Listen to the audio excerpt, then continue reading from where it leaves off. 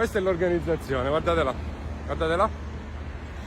Quelle sono tutte le macchine ferme in fila, e secondo loro apre il giorno 4, aprono molte attività, quindi la gente si deve spostare, ha l'autorizzazione per spostarsi, e lasciano una nave sola che prende 120 macchine.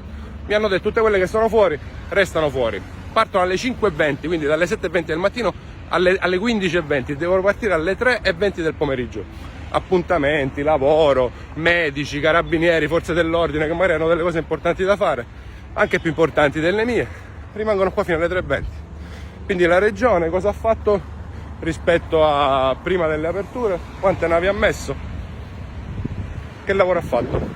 Così i cittadini, la libertà di potersi spostare, la continuità territoriale è stata gestita così?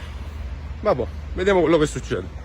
Ditemi se è normale, dalle 7 del mattino arrivando alle 6:30, uno poi rimane bloccato in Sicilia.